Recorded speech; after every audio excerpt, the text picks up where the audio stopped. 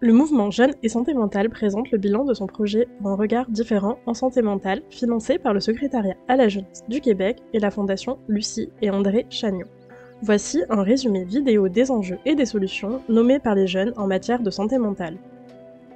Le projet Pour un regard différent en santé mentale, c'est un projet qui veut pousser la réflexion critique sur les enjeux de santé mentale jeunesse, sensibiliser et mobiliser les jeunes, leur entourage et les professionnels qui les accompagnent, dégager des pistes de solutions quant aux impacts de la médicalisation des problèmes vécus par les jeunes.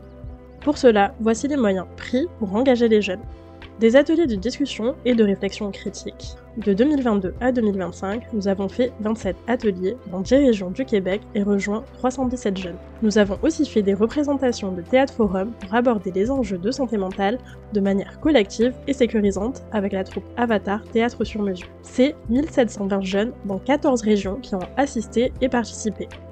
Nous avons fait un total de 26 représentations, dont 4 dans des événements nationaux.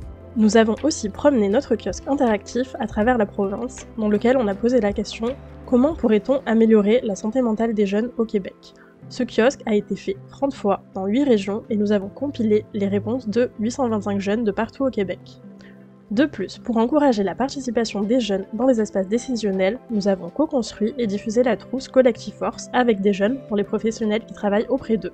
Finalement, nous avons fait la création de capsules vidéo par, pour et avec les jeunes, des vidéos de vulgarisation, des vidéos témoignages à destination des adultes significatifs et des mini-vidéos pour porter la voix des jeunes au grand public.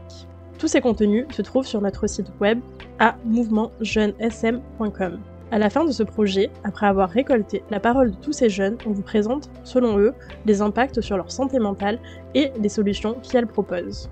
Le sentiment général qui ressort, c'est « gère-toi car on n'a pas le temps ». Selon les jeunes, ce qui a un impact à l'école, c'est le manque de temps des adultes pour réellement écouter, le jugement sur l'apparence ou l'identité, l'intimidation, le racisme et la pression sur les résultats scolaires.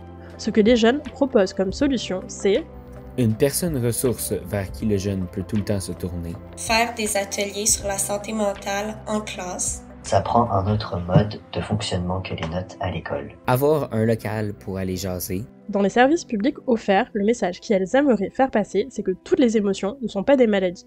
Selon les jeunes, ce qui a des impacts négatifs dans les services, c'est des diagnostics trop rapides, trop peu de professionnels disponibles, une approche centrée sur la médication et des jeunes peu consultés sur leurs besoins. Ce qu'ils proposent alors comme solution, c'est la reconnaissance du vécu, le consentement médical et la confidentialité.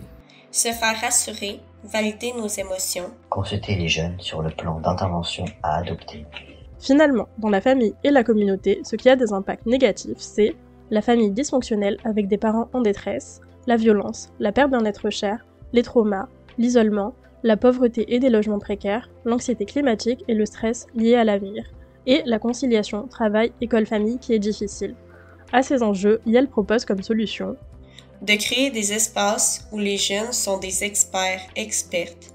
Que les jeunes doivent être libres mais entourés et accompagnés même dans les erreurs. Il faudrait faire de la modération sur les réseaux sociaux puis avoir de l'aide accessible direct là.